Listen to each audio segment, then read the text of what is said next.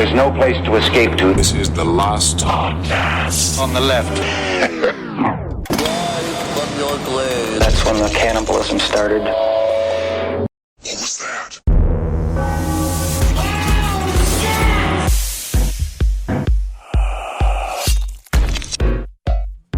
Honestly, I think the reason why I am so hungover is because it has been difficult to get food. Yeah. Are you on the food plan? The food plan here? No, I wasn't. I'm not. I don't think I might be. Who knows? I'm not good at knowing things. Yeah. I'm not good at details about my own life. Do people just hand you food? Well, this show should be great. Yeah. Welcome to the last podcast on the left, everybody. Thank you so much for joining us today. Hello. We can't hear your applause. Yes. Your applause doesn't matter. We can't hear it. My name is Marcus Parks. I'm here with Henry Zabrowski. Yes. Hi, hello. Welcome to a very special edition of Last Podcast on the Left, sent directly into your headphones as you sit in the chair here in the Steer Lounge. And Ed Larson. Hello. And with us today is a very special guest, our man, Dave Foley, That would be me. host of the podcast, really, and of course, alum of Kids in the Hall. Everyone give Dave a hand. Yeah. You're very good. It's an honor, buddy. It is an honor. absolute Thank you. honor for all three of us. I'm assuming it's a pleasure for me to be here. Yeah. I'm, so far the evidence is piling up that it's a pleasure to be Things here. are fine Yeah. so far. Yeah. Yeah. And just so you guys know, a lot of people are super curious about Dave's illustrious comedy career and all the incredible things that he's done in acting and comedy. And we're not going to talk about a single one of those things.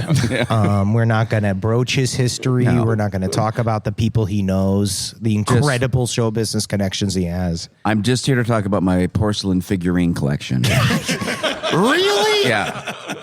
They're my friends. They're my little friends. You kind of look like a Hummel. Yeah, I'm definitely looking more and more like porcelain as I get older. Yeah.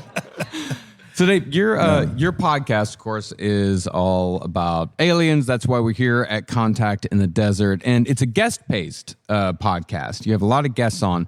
So what is your favorite type of guest to have? Like military, civilian, academic? It's weird. I mean, it's I guess something like some of the most moving ones have been like friends that like one was my friend Robin Roseanne, who I didn't even know had a UFO experience, and I've known her for over 30 years, like almost 40 years, and she'd been living with this thing in her, this incident in her life, and been like ashamed of it. It was like carrying that around, and we also had a friend of Tom's who had an abduction experience. And I think it's like like those kind of human stories. But then we've definitely had some really amazing guests on. Some from the military. We had Mario Woods on, who saw a huge a UFO he described as being the size of a Walmart, above a nuclear missile silo. I love that stuff. Like the Hudson. It sounds a lot like the Hudson Valley incident. Well, that's my friend Robin was in the Hudson Valley incident. Yeah. Oh, wow. Yeah, so she was there, and she said like her whole neighborhood, like 1,000 people were out in the street looking at this gigantic craft, and then like the next day, no one would talk about it. Like everybody just went, oh no, everyone will think we're crazy. It's the stigma was real for a very long time. Now I feel like, I don't know. Is it still a stigma? Not in this room. No, not here. No. Why are you here? How did you get here, Dave? Like, how did you get to the UFO sickness? Like, why do you have this? Yeah, has it always been like when you were like writing, like having a good attitude about menstruation? Were you like reading the alien books in between all those sketches? I was always interested in it, and I did write some sketches about aliens, and some of them I kind of regret a little now. But but it was always something I was interested in, and even like when I was doing news radio, like Joe Rogan and I would talk about UFOs all the time back in those days. Oh yeah, that's right. That you were with, but that was like before. For a long time, Rogan was a skeptic. Well, he was a hardcore believer back in the 90s. Yeah, and then then I was actually gonna go on his podcast, and the night before, I texted him and said, Joe, you're going to be excited to know that I'm deep into UFOs right now.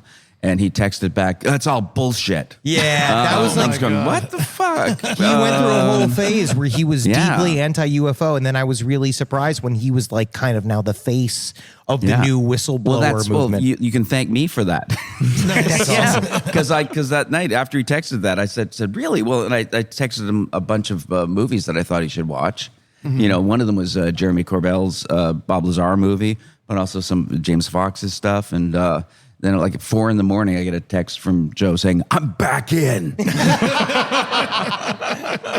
So what was it that turned you back around to this like new renaissance of alien, interest? I think the thing that really got me was James Fox's movie Out of the Blue. Yeah. Yeah, which James was great. which was like, I think it was the first documentary I saw that was for one, well made. Yes, very well made. Had Peter Coyote narrating it, so it seemed sounded authoritative, and it was also just it was the first time I was exposed to a lot of these incredible witnesses from military and government and fighter pilots from all over the world. All these amazing stories that I wasn't aware of. It was the one that turned both me and my wife around. It was like we just watched it on a whim one night, and by the end of it, we looked at each other and were like, "Oh, fuck." Yeah. It was just sort of going, well, I like to think of myself as a smart person. Yeah. And if this is going on, as a smart person, I should be paying attention. And how was I discouraged from caring about this for so long? Yeah, and I guess to that point, like what type of witness do you consider to be the most trustworthy?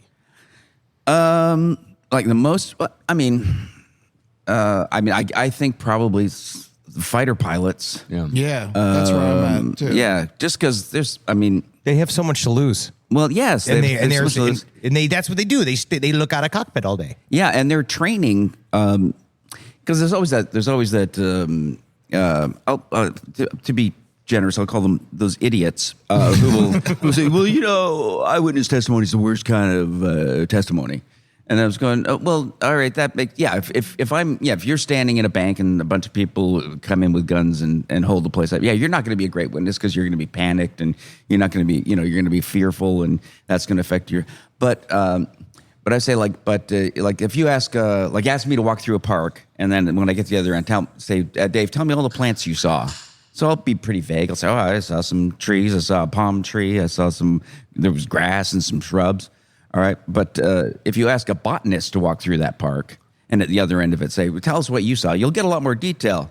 But if you tell the botanist beforehand, "We want you to tell us everything you see in this park," at the other end of it, they'll have incredible detail and they'll have observed very closely everything. And that's what fighter pilots do because they know after every mission they fly, they'll be debriefed. Even if nothing happens. Yeah. They'll be debriefed on it, and they'll have to give a full account of everything they did on that mission. And you'll definitely have to tell that botanist to shut the ever-living fuck up. Yeah.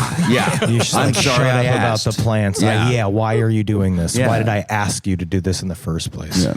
And that's what makes me just fascinated about like fighter pilots, passenger jet pilots. You know, the amount that have been coming out now. Like it's mind-boggling to think of how many there are that have said nothing. You know, that are afraid to come out. There has to be thousands. And still, I mean, look, there was like because pilots who did say things in the past, they lost their chance to fly planes anymore. Yeah, especially if you work for Delta. They don't want people like that. Yeah, I want my experiencers in the Delta Lounge. Like I'll hang with them in the lounge, and I would like it's nice to hang out at the Cabo Wabo with the. But it's having them fly the plane would scare me. Yeah. Well, Be like that's not what I want. I do. You think this UFO wants to play chicken? Well, it was also, we just had a conversation with George Knapp and Jeremy Corbell, and one of the things that we talked about was the fact that a lot of these guys kind of get off on the fact that they have secrets. That there is that other side of it where and then George Knapp kept bringing up the fact that some people do actually are patriots. yeah. Which I forget. Yeah. Because the word patriot to me is a bad word. Yeah. It's been colored. Yeah. By horrible people. 'Cause I also using it like as Tom Brady. Yeah. Also, like, why would you pat yourself on the back for just coming out the vagina wherever you're at? You didn't choose it. Yeah. Well, Some argue. I don't believe it, but some say we choose our parents. God, yeah. I did? I didn't. I did. No, man. If that's really on me, then I owe me an apology. Yeah. Now, when it comes to this subject, don't you feel like secrecy is counterproductive to learning anything? Certainly the people that aren't keeping the secret, sure. Yeah. But that's the thing. I'm sympathetic to the notion that there are things that need to be kept secret. Yeah. There are national security concerns.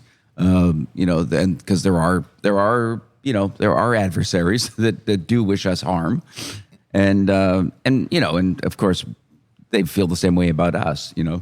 But Can you imagine giving all of these secrets to other comedians? You know what I mean? Like, this Yeah. is not like just the fact that comedians are embracing this subject and they're the least respected, least trusted source of, as they should be. Yeah. As they're supposed to be. Yeah. So it does sort of seem very appropriate.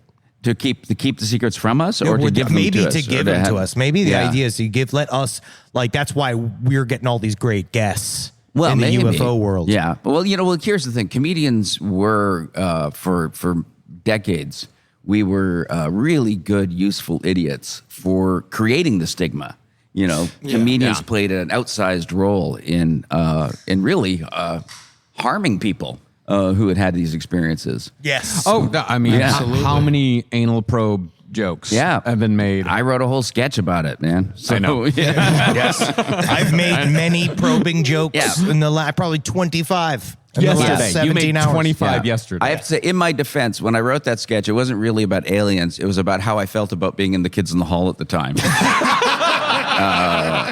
So I was like, I was really going, it was year 5. How many more of these fucking sketches can I write? And, we got to be so edgy. So, on your podcast, which guest to you has been the most surprising? The most surprising. Or even the most fascinating? Well, now I got to try to remember names because I always forget everybo's names. Oh, so do I. Because even my family members. I just do it by shape and colors. Yeah.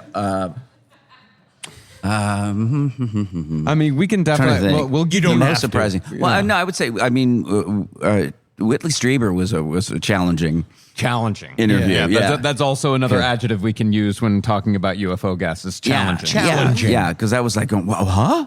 And it's like so much stuff was coming at us. Tom and I were both going, hold on.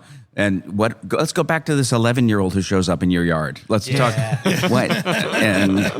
And we're trying to figure it. But that was a very there was a lot to sort of try and grasp and keep straight in your head when you're talking to him. I guess I'll go back to Mario Woods. Was a really incredible. His story was pretty surprising. There was details I hadn't heard before. Do you feel like you've already opened your life to so many psychopaths by being in show business? Yeah. That, like, is this not just a further descent into bringing kind of unreasonable, undealable with humans into your life? Well, look, that ship had sailed when I agreed to work with the other kids in the hall. Yeah. I gave up any hope of living amongst reasonable people. At least it gives you a good that's a very good barometer. Then it's good armor. Yeah, actually, I just realized, who was also very surprising was Richard Dolan. But it was really surprising because he was a huge Kids in the Hall fan. Really? Which I did not anticipate at all. He was like, he was like fanboying. And I was like, oh my God, and I was trying to think, I don't think I ever remember seeing Richard Dolan laugh. Yeah, literally, I don't know if I've ever seen him smile. No, he's always so serious. Yeah. So that was a real surprise. That was a delightful surprise. Yeah. Is there anyone in Hollywood, or are there people? How prevalent is the belief in aliens in mainstream Hollywood? I think it's probably about the same as with any other community. I think it's. I definitely know people that have had experiences and won't talk about it because they're afraid of the stigma still. Yeah. They don't want to be considered, crazy UFO people. But then again, once I started talking about UFOs publicly, I was also startled by the number of people who came over to me with their stories. And, told me what had happened, to them. Well, before we get, you mentioned the Mario Wood story, and I know you want to talk about that one. But before we get to that, I don't want to talk about anything. That's a real comedian. You came out with your own UFO experience. Yeah, Like a very real, credible UFO experience. I saw the drawing that was done of your sighting. Tell us about that. Tell us about that night. Yeah, well, that was pretty. Yeah, that was. It's weird in ways that aren't just about the UFO part of it. I was with you were just talking to Jeremy Corbell earlier. It was with my friend Jeremy, who I'd become friends with because I was talking about his movie with Joe on Joe's podcast, and Jeremy reached out to me on Twitter, and we became friends. And so after we were friends for a few years, I was out visiting Jeremy, and we were out walking his dog, out on a sort of a country road. And it was a beautiful night. There were all these, and I was standing there like looking at all the commercial air traffic way off in the distance, and going and thinking, wow, this would be a great night to see something. Yeah. And 30 seconds later, Jeremy goes, Dave, turn around. And I turn around, and off right where I had been looking at the air traffic, there was this orangey gold object, about 10 times bigger than anything else over there. And it was pulsing with this orange light, and it had 3 white lights on the front of it as it was coming around, and it was like a sort of a rounded triangle shape, and Like this, kind of like a yield sign. Yeah, kind of. And Sort of like those hearts that are being sold made out of quartz over in the merch area. oh, here. I haven't seen. Oh, I should go get one. You should go get one. You should go get that. That'll Yeah. really rebalance you. Yeah, and I should get some of the muscariot over there. What's mascara? Mushrooms. Yeah. They're legal ones. Yeah, I have some. We have some. We can get you some. Yeah.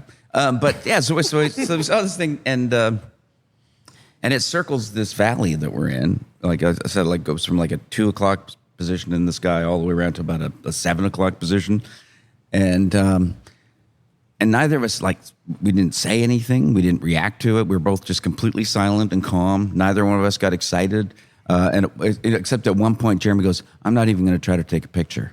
Yeah. And and I know that Jeremy practices getting his phone out and getting the settings right, and Like a quick draw. yeah. And I think he's got like a Galaxy phone with the great lenses on it, just for that purpose. And me, it didn't even occur to me to even think about taking a picture. But that's what they say. That's why I get the complaint a lot over all the years of people saying, "Why is there no good footage?"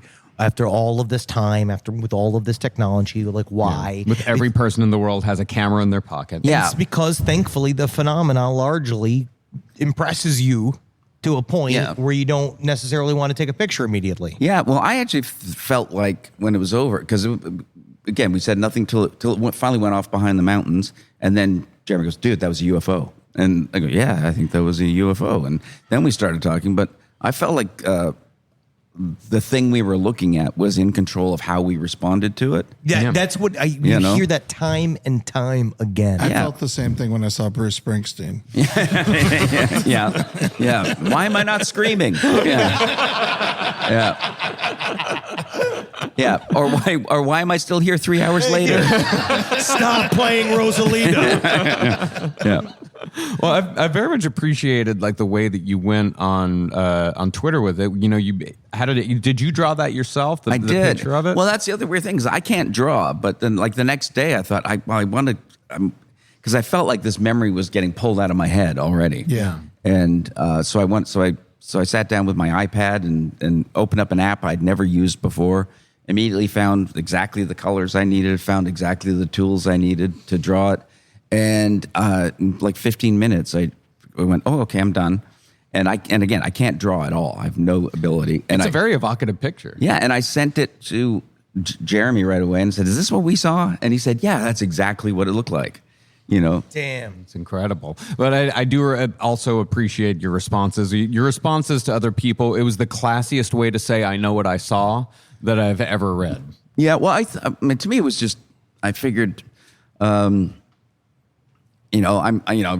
guess part of like my whole career, I've never really cared much about, what you shouldn't talk about. Yeah. Obviously, in the kind of comedy that I've always done. So, so I thought, well, I don't really care what people think of me, so if I can go out and talk about it and maybe lessen the burden that somebody out there has who's like walking around with an experience that they don't talk about. It probably also makes you a much better sympathetic interviewer to people who've seen some shit. So you can't, you don't immediately go like, and why didn't you take a picture? Yeah. Like as soon as they say. I know, and it's like, and people kept saying, if this is real, how come why are you out there investigating this and trying to prove it? I said, I'm not interested in proving it. Yeah. I have zero interest in proving that I saw this. It's, I'm just telling you an experience I had, and you don't have to believe it. I really don't care. Unfortunately, again, Dave, you're new to UFO culture, so you're being too reasonable. So I need you to sort of up the anger. I need more reactionary energy from you. Yes, I know, because it's what I love, and I was talking to George and Jeremy. I love the people that their whole attitude is, I'm bored. Tell me something new. I don't care if you go to prison for it. I want things to stay the same. I want things to stay the same. I'm sick of it. I'm sick of the new. Yeah. Rise from your grave. Well, I guess speaking of going to prison, like, how do you feel, like, as sort of a person who's, new to this world, like, how do you feel the whistleblower movement is going right now? How's it going? How's it going? Like, how do you see this whistleblower movement? Well, I think it's been very effectively crushed. Yeah.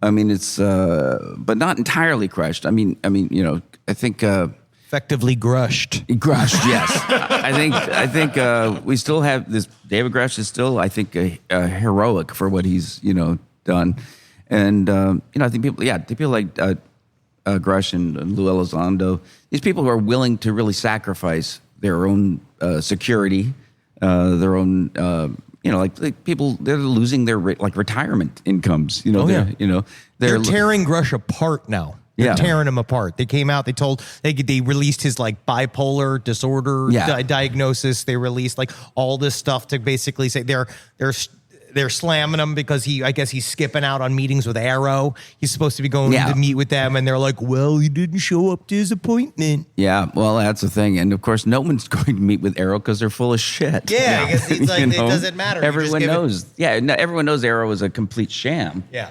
And so most of the, most of the people that are sort of queued up to be whistleblowers, none of them want to talk to Arrow because no one trusts them. You've got, if you got Sean Kirkpatrick going around, on his campaign of character assassination, not just of Grush. He's like, he's basically calling anyone in Congress who's taking this seriously deluded, and they're part of a religious cult. Yeah, and he's so you've got, and that's going all the way up to people like Chuck Schumer, Mike Rounds. So it's like, there's a lot of not a lot to encourage people to go to Arrow. Sure. I mean, what Arrow, the way that they look at it, it reminds me of when Fife Symington, the mayor of Phoenix, who was in power after Still the Phoenix. owe him a beat down. Well, if you don't know, like like the Phoenix Lights is, possibly one of the largest and most widely seen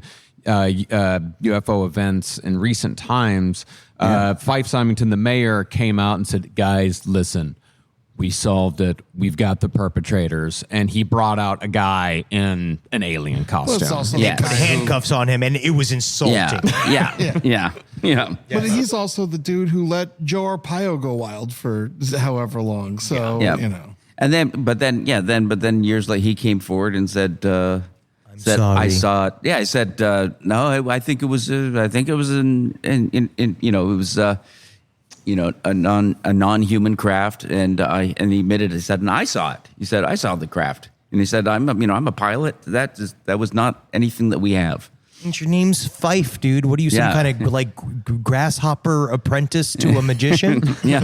Like that is the weirdest name I've ever heard for a governor. Yeah, Fife Symington. Fife Yeah. Symington? Yeah. Well, when we're talking about like well, his brother Piccolo Symington. hello. Welcome to Arizona. Don't mind the rats. They are my family.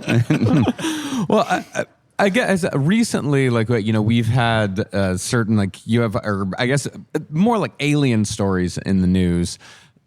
The mummy, the Peruvian mummy. Yeah, see, that's the thing. I keep thinking like my aperture of credulity. I keep thinking I can keep it tight. I can keep it, focused.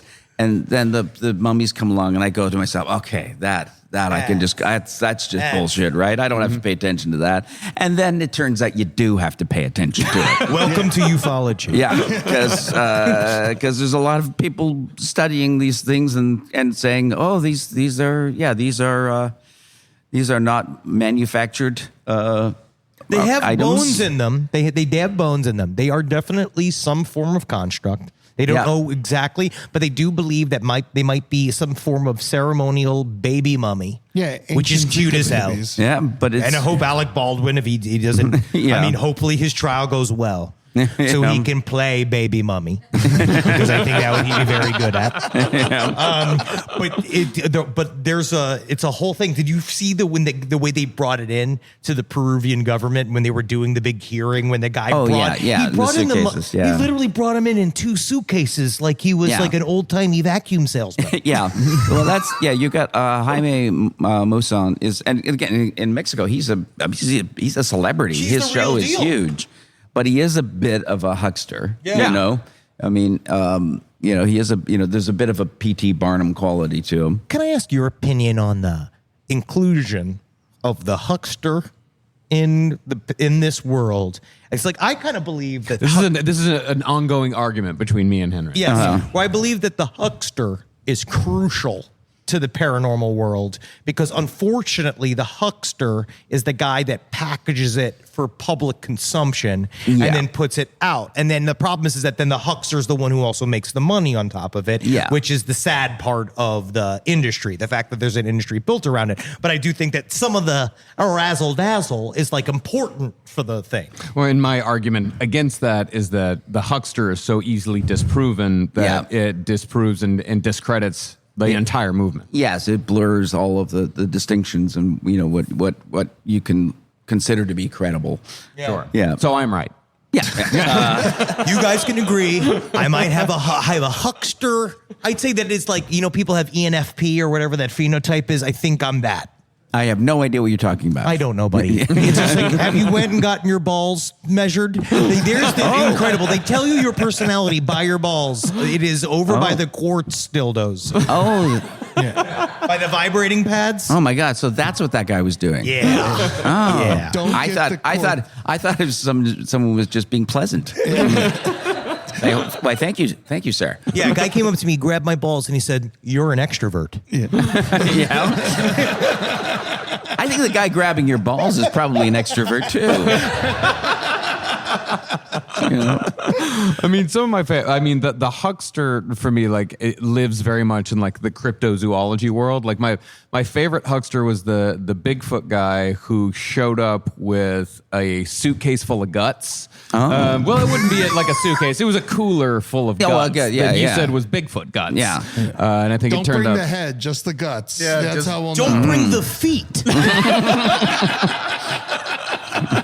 Well, I don't know. Like, when do you think that cryptozoology? Like, how far outside of the UFO world do you go? Do you go into the cryptozoology world at all? I don't want to. Come on in, the water's fine. Yeah, but then again, you sort of go. The trouble is you find out that there's overlap. There's overlap, and I mean it's like James Lukatsky, who ran the ALSAT program. He's basically said that you can't really do a study of UFOs without also looking at the paranormal. Yeah. Because he said that wherever the UFOs show up, paranormal events happen. Yeah. The flaps. Yeah, so things happen. So there'll be UFOs, and then there's going to be poltergeist. Yep. Or there's going to be cryptids are going to show up, or there's going to be portals. There's all these weird things are going to show up around where UFOs are showing up, and like Skinwalker Ranch is a great kind of focal point for all of it. But he said, if you want to understand the phenomena, you have to look at all of it. You have to look at ghosts. You have to look at hauntings. You have to look at Bigfoot. You have to, Each day you become a worse and worse person. Like each day more and more difficult to reach, more and more difficult to build a bridge to. But who's to say a poltergeist isn't an alien life form? Yeah, no, well, I mean, that's what they were experiencing at Skinwalker all the time. Classic poltergeist activity, and they're saying this is all part of the same phenomenon. That there's a trickster quality to the UFOs. Yeah. Have you ever heard of the Pennsylvania UFO Bigfoot flap of 1973? No. It sounds like a great album. Yeah. It's one of those cases where, people were for months seeing UFO after UFO and people having like these very intense, like aggressive encounters with Bigfoots. Yeah. Throughout. Also, are you Bigfoots or Big Feet? I would go Big Feet. Yeah, Big Feet. Yeah. Wow. You'd be incorrect. Which, yeah. But then again, I cheer for a team called the Leafs. Yeah. Well, I guess in that same vein, like some of our favorite stories throughout the years have been stories like the Battle of Dulce. Are you familiar with this story? Yes, yeah. The gentleman said he was basically on the construction crew of an underground bunker, alien hiding place. Yeah. Phil And Schneider. Yes, and he had a shootout with. And I'll show you my laser scars. You ever Yeah. seen the thing where he lifts his shirt, you see the scars on it, which just looks like my father had an old timey surgery where they had for some reason his esophagus was loose or something when he was a baby. So they carved him in half, and so he always had this scar across his belly. Yeah. And so Phil Schneider always shows the hand. He's like, "See what they did to my hand." Yeah. It's very sad. There's no other way to lose a finger. No,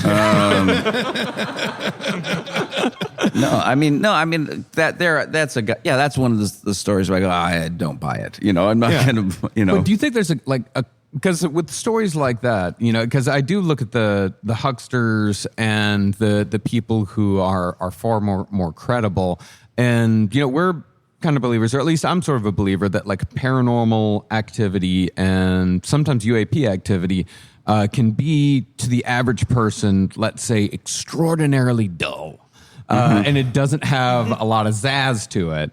That's where the huckster comes in. But that's the thing is that, is there do you think that in those incredibly crazy stories, do you think there's a kernel of truth that kind of grows into something that eventually grows into reptilians versus grays and a character named that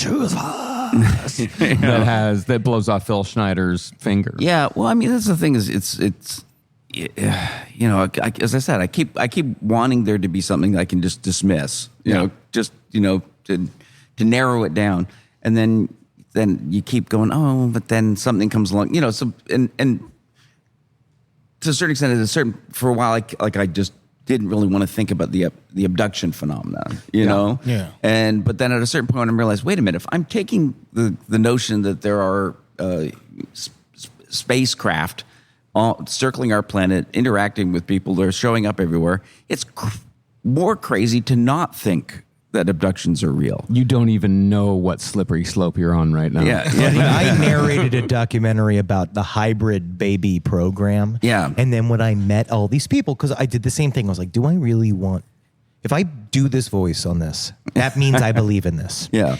And so I was just like, send me the stuff. And so they sent me all the raw interviews. Yeah. And it's extremely compelling. They are traumatized. They have dealt with something. These are people literally saying, I had a baby inside of me. I watched a gray air lifted out of my belly. I went home. I had no baby inside of me anymore. And they're crying and stuff. Yeah. And first of all, I'm just, I don't have emotions.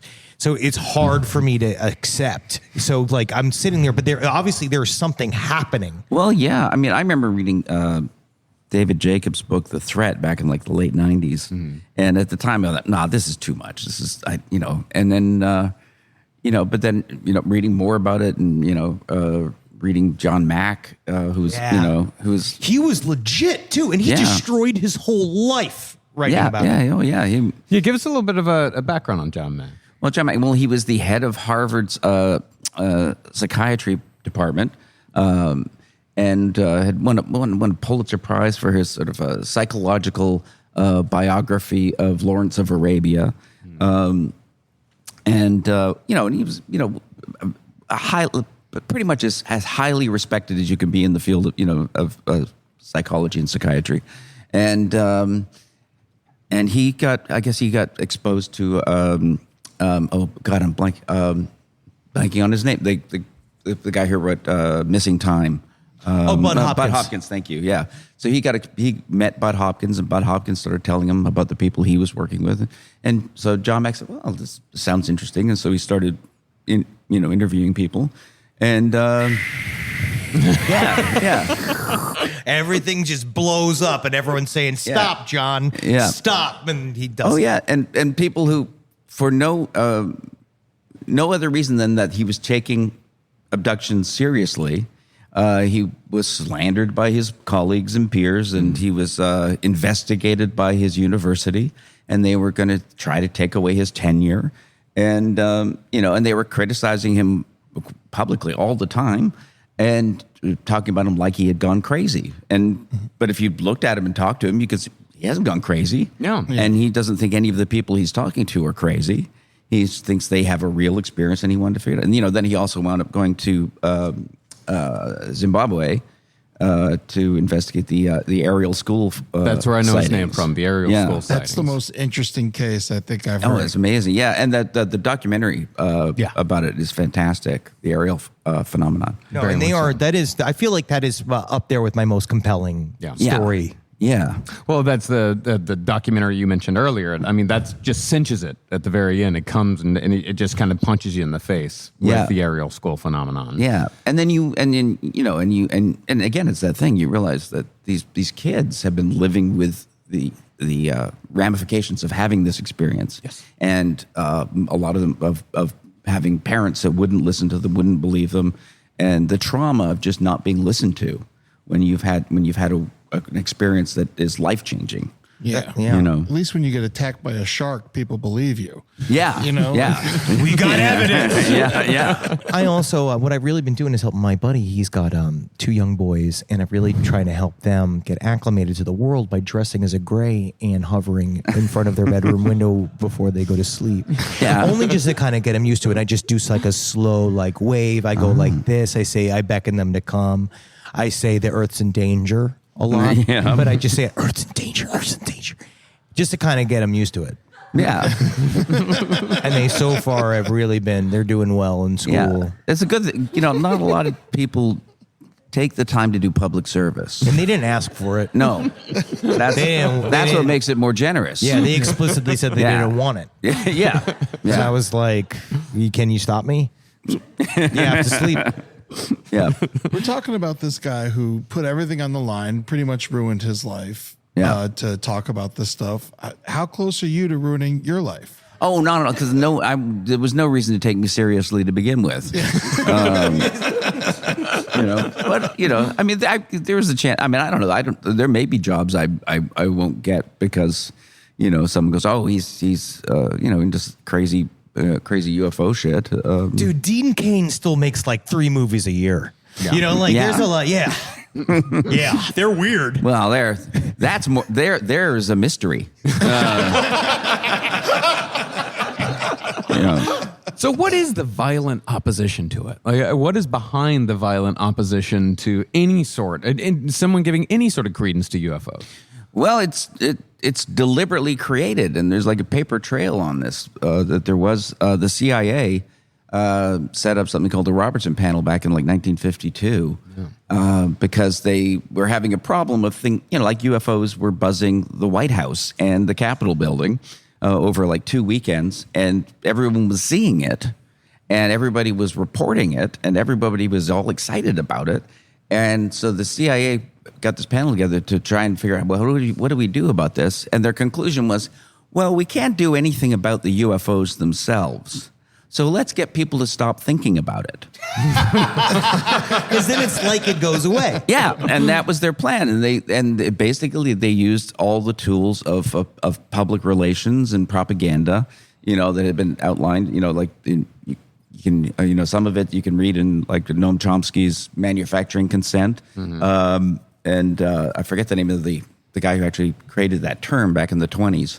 Who inspired the Nazis as well, and yeah, it's a program of deliberate ridicule, debunking, and explaining, and creating the stereotypes that everyone latched onto and believed. The idea of that all UFO experiencers are toothless hicks in trailer parks, right? And they're all crazy, and so that image of the UFO experiencer became so powerful that people who were perhaps lawyers, doctors, police officers, commercial pilots would say, "Well, I don't want people to think I'm that," and so they would be silenced. So you had basically everyone too fearful to tell their truth, and it's so effective that you don't really, after a certain point, once you create the environment of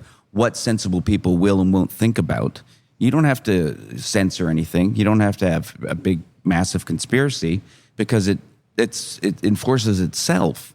Like a lot of people, I think, there's a lot of people are convinced that most of the mainstream press are on the payroll of the CIA. Sure. And that's why they won't talk about it. And that's probably true in some cases. We knew that was true back in the 70s. There, hundreds of reporters turned out to be on CIA payroll. Yeah. So I am as well. Oh, good. Yeah. So I'm saying it's probably true in some cases, but I'd say for the most part, the editorial staff, the writers at the New York Times, they just don't believe it. Yeah. And they don't want to think about it, and they won't look at the evidence. So all of their journalistic skills go out the window if the Pentagon tells them something about UFOs, they don't question any of it. They don't do any follow-up. They just print exactly what they're told by the government. And, even like I remember watching a press conference, a Pentagon press conference, and they're talking about, UFOs.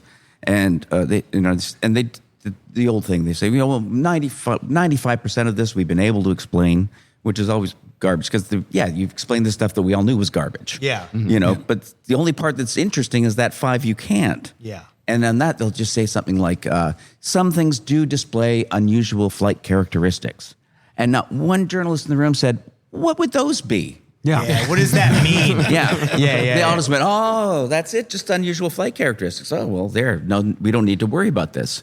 And, the fact that those unusual flight characteristics are right-angle turns at 5,000 miles an hour. Yeah. It would squish anybody inside into like a liquid. I do think that there's a reticent fear. I think there's a fear. Yeah. I think there's a little bit still of the just the straight up, that scares the shit out of me. Yeah. I don't want to deal with it. Yeah. And also just that fear of I don't want to lose my position in the culture. Yes. I'm the sensible one. I'm the smart one. No one is. Yeah. And I think what's beautiful about the phenomena is that it does make a believer out of you, whether you like it or not. Like I think about J. Allen Hynek. J. Allen Hynek. Yeah. When he went he was the debunk officer, and then he came out of it. You hear time and time again these guys that walk in as trying to be some form of objective observer. They see all of this stuff. It turns them crazy. Something happens. They break. Yeah. They fall apart because the phenomena is going to get you whether you like it or not. It's too much evidence. Yeah.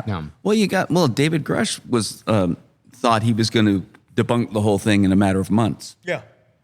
And he spent 4 years researching it and interviewing people. And that's the thing. That's the other thing. People call that hearsay.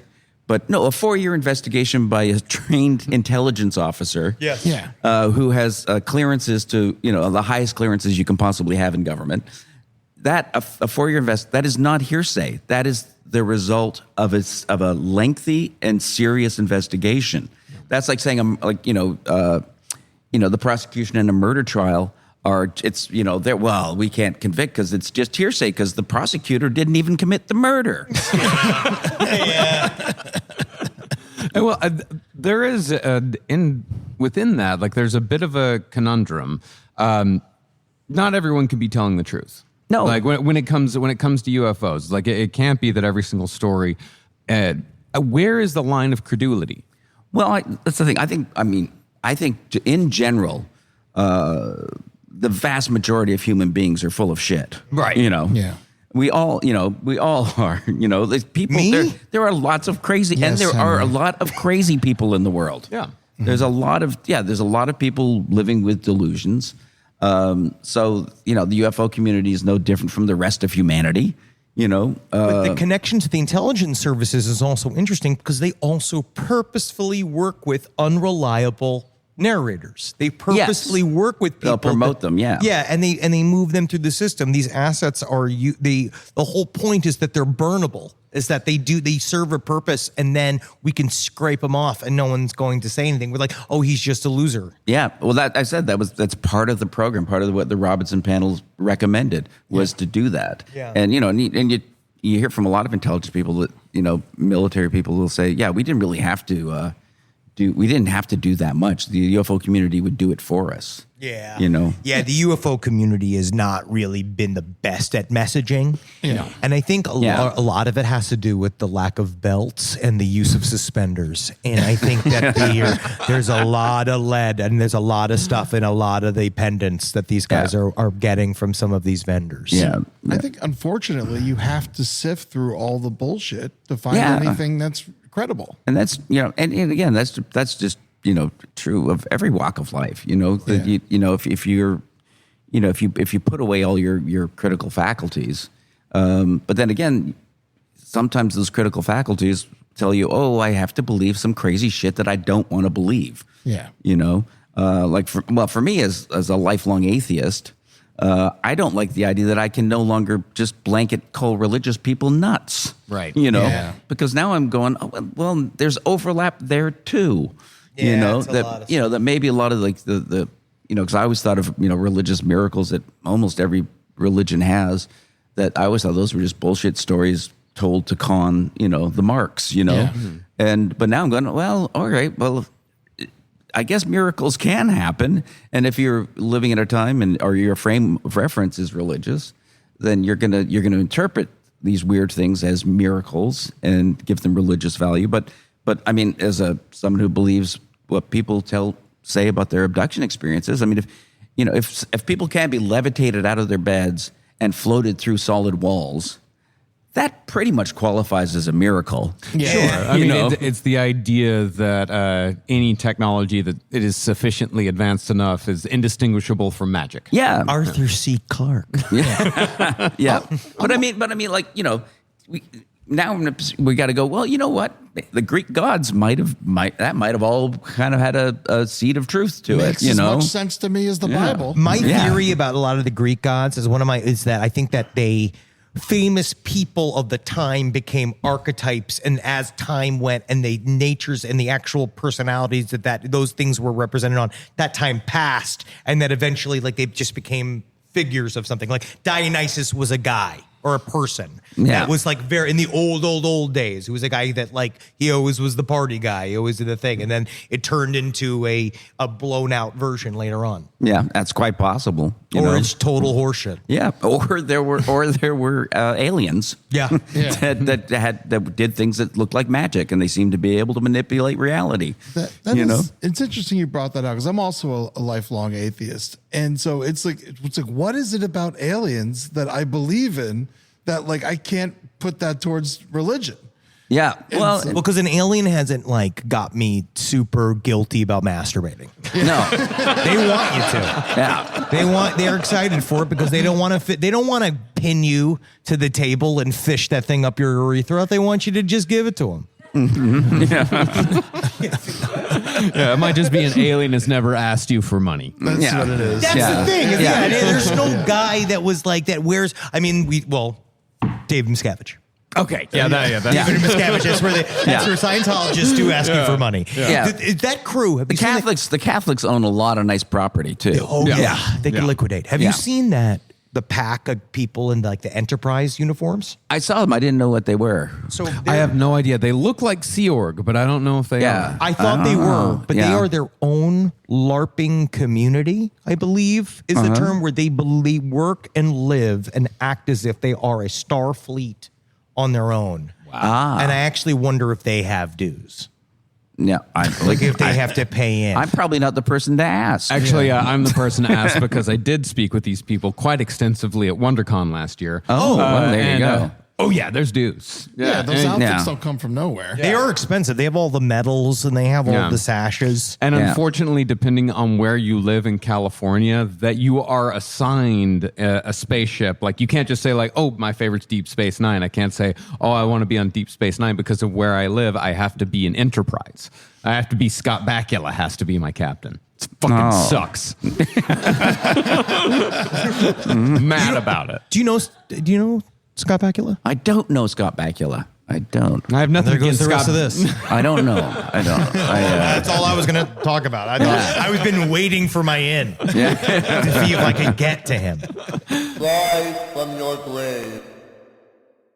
Well, when it comes to close encounters, you've mentioned how like you've come closer to believing in abduction scenarios and all that.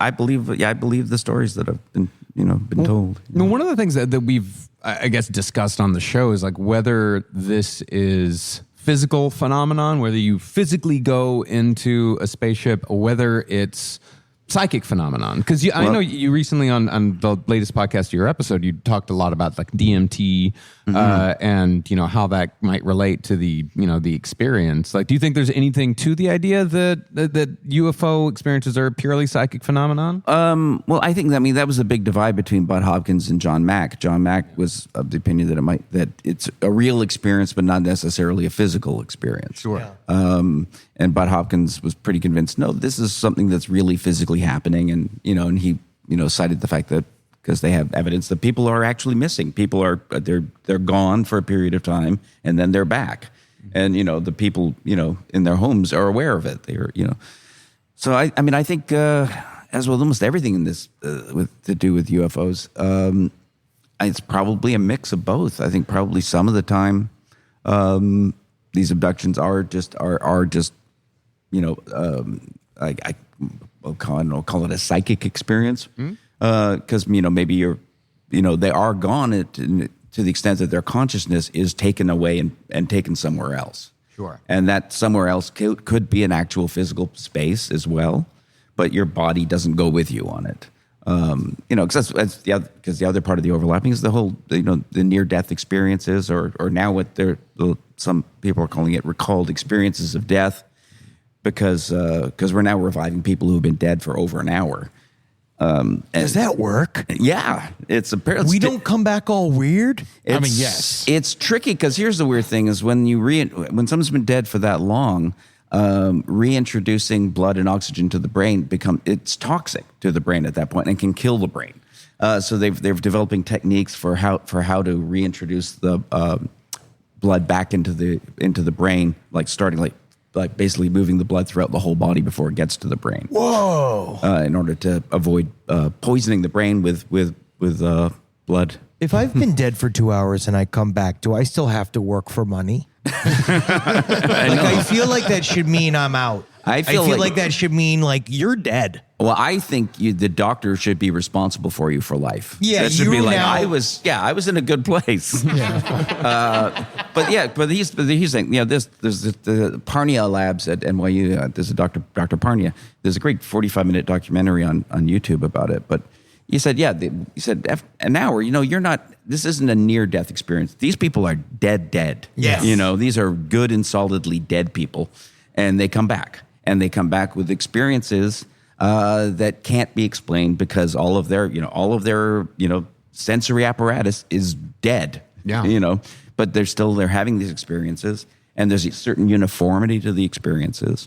And I mean, one of the things that's kind of a drag for religion is that it seems like everybody gets in. Yeah, You don't yeah. have to follow any rules. Right at the end, you can kill 9 families and you know, like play with their bodies, make puzzle pieces out of their child's skin, and then at the moment you die, you can ask for forgiveness, and God's like, got it. Oh, that's God. But I'm just saying, like everyone who dies seems to have an experience where they go to this place and everyone says, "Oh, I felt wonderful. I felt this overwhelming sense of love," and you know, And they describe a place.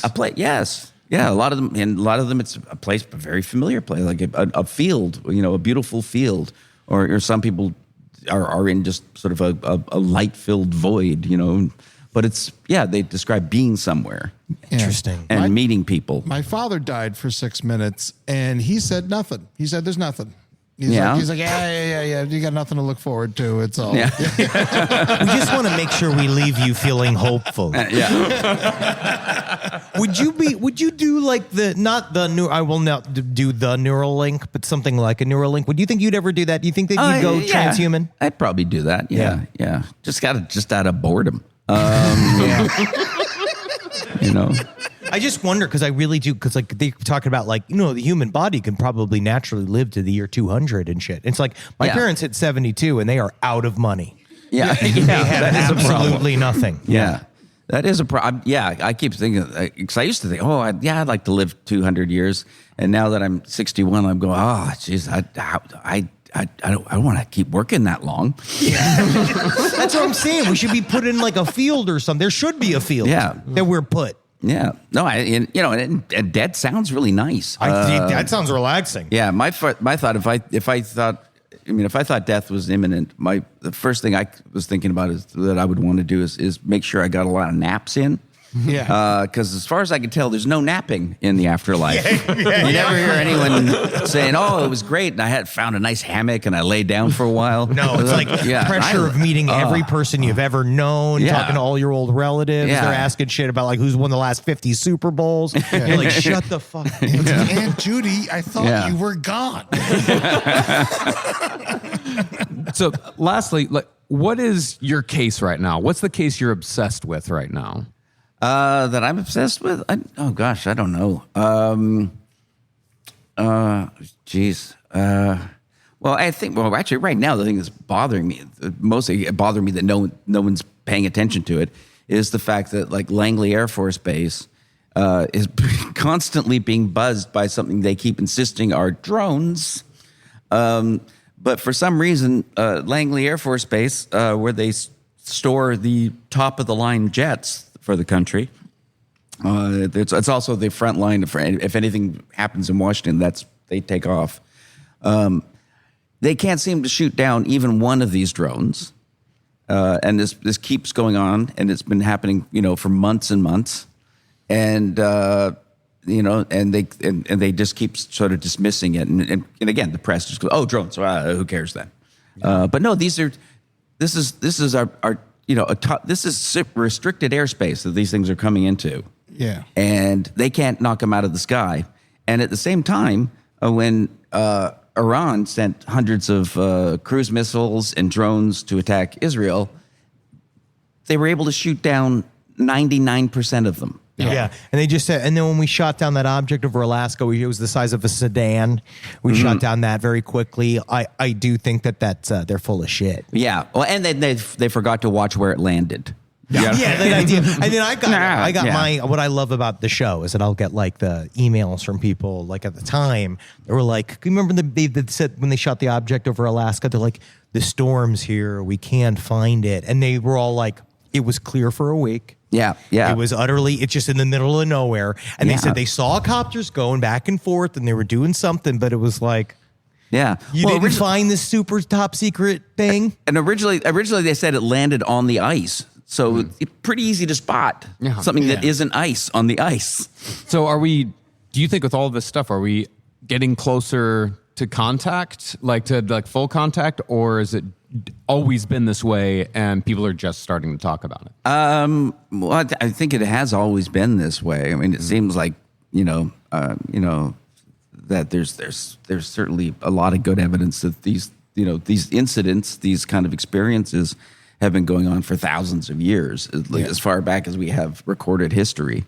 Even in petroglyphs, we're seeing these things. So it seems like it's been going on for a long time, and there certainly has been an awful lot of interaction, with humanity, and there's certainly with abductions. We're probably talking, just in the United States, millions of people have probably had this experience. So it's just a question of, are we ever going to get to a general acknowledgement from society that this stuff is real and it's happening? And once we do, I still worry. I don't know how the world works once we're all admitting it. Well, this is the thing that's now come up several times in a conversation this weekend that we've talked about, this idea of what disclosure means. What does it look like? Like, I'm still of the belief that a UFO could land on the lawn of the White House and people would not even believe it. That they would, now that at this point, the information is so hard to confirm. Everybody doesn't believe in the mainstream media. Why in the living fuck would they believe that a UFO is real? Or they would ignore it because, what does a UFO have to do with the price of a gallon of milk? Yeah. Yeah. And so I've had that conversation with somebody who said, well, okay, maybe UFOs are real, but how does it affect me? Yeah. And I said, well, that's I understand that. But I said, hey, did you see that photograph of the black hole? And they go, oh, yeah. Well, why were you interested in that? Yeah, exactly. You think you're being rational, but you aren't. It isn't a rational thing. Well, it doesn't affect me, so I'm not going to think about it. No, you've been conditioned to respond that way. It's like, I can't care about UFOs. I'm searching for Kate Middleton. I've got to find her. I dare you. This is a distraction. It's a smokescreen. Yeah. Oh, I know. Or people say, "Oh, it's all a way for the Pentagon to get more money." No, they have more money than they know what to do with. They don't need more excuses. They have. They're already asking for trillions of dollars. Yeah, they're not. Yeah, they don't. UFOs are not a good public relations ploy for the military. No, because it's basically you say, "Hey, you got to give us more money because we can't do a fucking thing." Yeah, we don't know. Now, do you find this to be scary or interesting? Both. I do find. I think it's. I don't think it's wise to not be a little frightened by this. Yeah. Because I don't know what happened. Again, I don't know how it changes the balance of things if we as a species all agree that this is real. I don't know if that changes how we're interacting with the non-human intelligences. Plural, which seems to be the case. Yeah. I don't know how that changes how they deal with us if we suddenly become more of a problem for them. What happens? You know. But so far, we can't really get past the moon too far, so I don't think they're really worried about us. No. I feel like it's also important that while we're invested in this material, it is good to keep a grounded foot outside. It's good to do things like see it, be with people that have family. Yeah. You know what I mean? Like people do stuff like that where they go, anything else but UFOs, it's good. Yeah. Well, that's what people asked Lou Elizondo what he thought, what people should do to prepare. And he just said, hug your loved ones. Yeah. Because when that rain of fire comes down, we're all going to be screaming, bubbling skeletons, even if we're miserable, even if we're here. Yeah. Yep. Hug your loved ones and dynamite. Get dynamite's good. Yeah, throw it at the thing. Do you find that have you now had enough time yet in ufology for it to bring stranger or more interesting or crazier people into your life than like kids did? Or like, do you feel that you're still, you're not there yet. Yeah. No. I mean, well, you guys, in comedy, like. Yeah, we just dodge predators. Mostly you just dodge predators and then you just try to make it to the end. Yeah, I think it's actually, it's brought a lot of very interesting people into my life, and a lot of very serious people, and a lot of I find it extremely sad. This is probably the only way I would have gotten to meet you, but I really do. At the same time, it's a wonderful exploration. It's much easier than you might imagine. I'll find you now. Dave Foley, ladies and gentlemen. This is so good. Thank you so much. His podcast, Thanks for having me. His podcast really is available wherever podcasts are available. I hope so. Yeah, I don't know why anyone would exclude it. Yeah, You've been doing it for about a year now, right? just under a year, I think. Yeah. So there's plenty of episodes out there. It's great. I've listened to a few episodes, so please go check it out. Anything else that you would like people to check out? No. Not the New Kids in the Hall show on Amazon. No. It's like if they haven't seen it yet, they're not going to. Then I don't want to. I don't want to say, I've been meaning to. No, you're never going to. And thank you so much to everybody who came out and saw all of our shows here at Contact in the Desert. Give yourself a hand, please. Absolutely. And thank you, so much. Contact in the Desert, for inviting us. Yeah, This has been a lot of fun. We hope to come back again next year. This has been such a great experience. So thank you all very much, ladies and gentlemen. Have Thank a good you. day. Enjoy the rest of your time at the conference.